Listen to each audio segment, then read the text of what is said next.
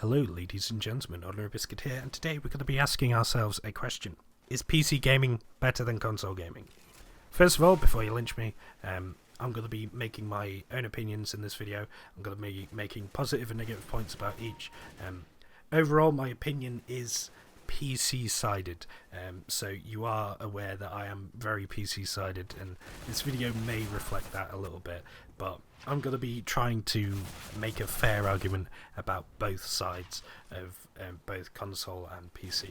So, first of all, a console. You can plug it in and play it.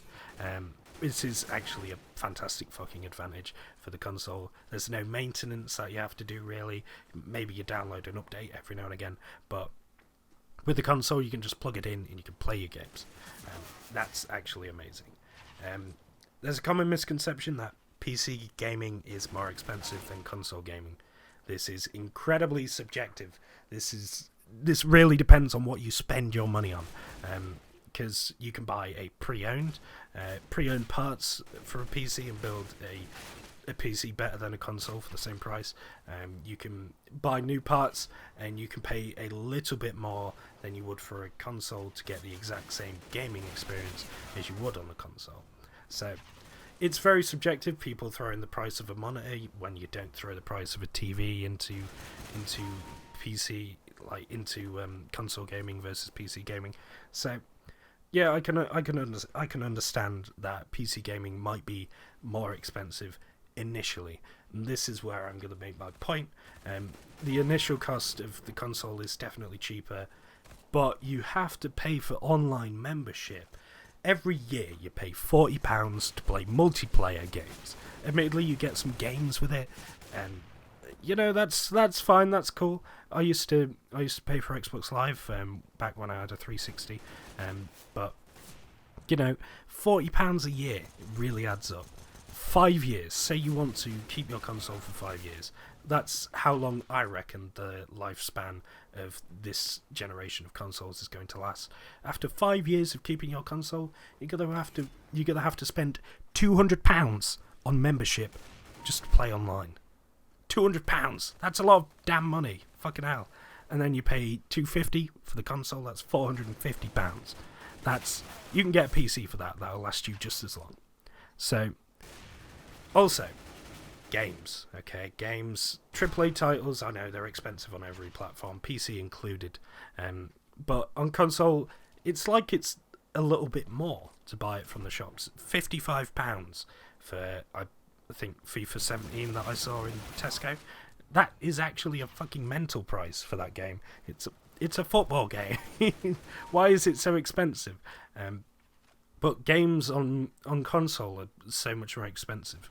And sales do come up, but there aren't that many, which kind of sucks. With PC, I'm going to talk about free-to-play games. I know console has a couple. I'm not fully aware because I don't own a next-gen, quote-unquote, next-gen console, but I am aware that there are some free-to-play games on there.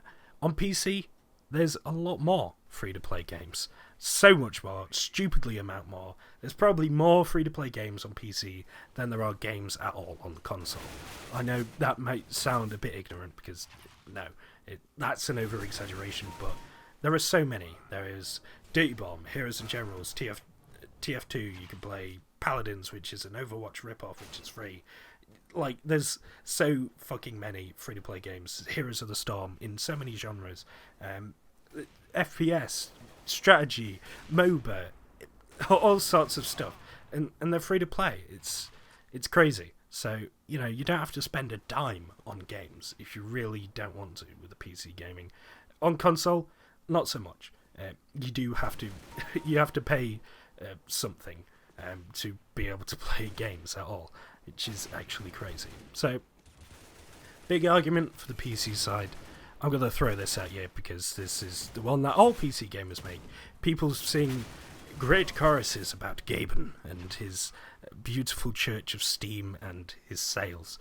Steam sales are probably one of the biggest factors that make PC gaming cheaper than console gaming. If it wasn't for the sales on Steam, we'd probably be paying about the same prices for the AAA titles of yesteryear as the console gamers do.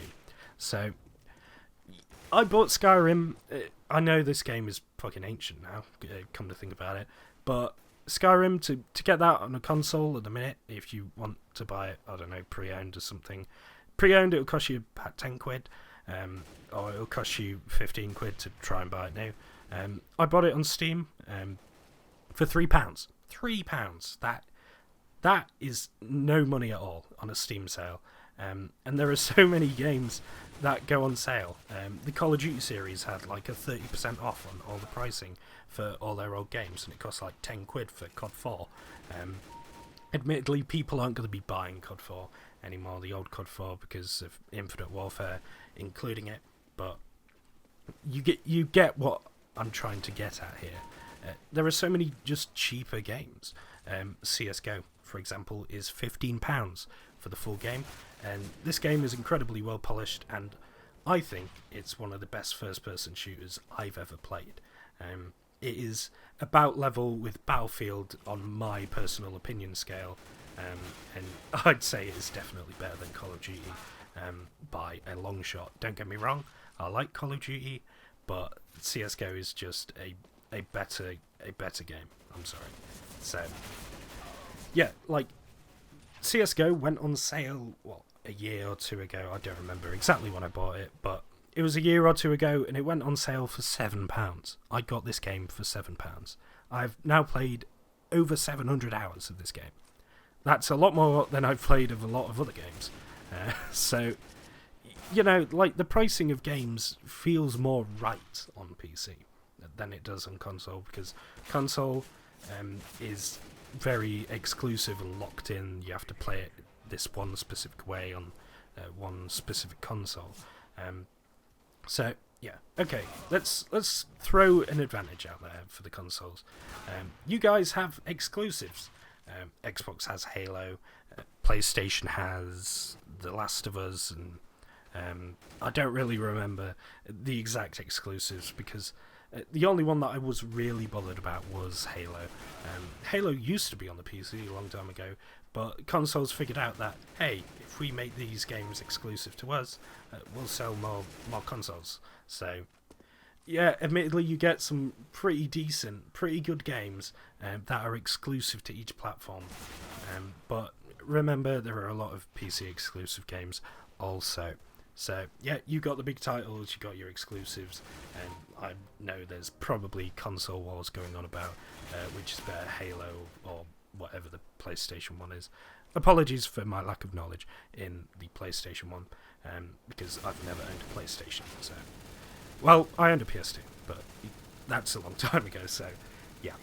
Okay, so finally, nail in the coffin, I think, with this is that this argument is stupid, first of all, because a PC is a PC. It can fucking do everything, let's be honest. You can stream video, you can watch porn, watch movies, you can do what you want. You can download stuff, you can save your photos to it, you can make YouTube videos, you can record your games, you can do pretty much anything that a console can't do. There are a few things that the console can do. Live stream, you can watch porn on PlayStation or whatever, you've got a browser, I guess. But you know, there's so much more that you can do. You can actually do work on your PC. You can, you know, write your Word documents for school or whatever. So, you know, that's one of the things that makes this argument a little bit stupid. It's not really a fair match. It's like putting a lightweight against a heavyweight in boxing. It's just not right, because PC, yes, you pay more for the computer, but you're paying for more than just a thing that plays games. You're paying for everything else that a PC can do. So, you know, I feel like this argument shouldn't really be a big argument anymore, because, to be honest, they're completely different platforms. The console does better on the couch, while the PC is better for single just sitting down and playing online multiplayer games. So, anyway, that's my opinion. I prefer the PC. Do let me know what you think down below. I do respect the console. and I do still like consoles, and I would still play consoles. Anyway, thanks a lot for watching. This has been OrdinaryBiscuit, and until the next time, farewell.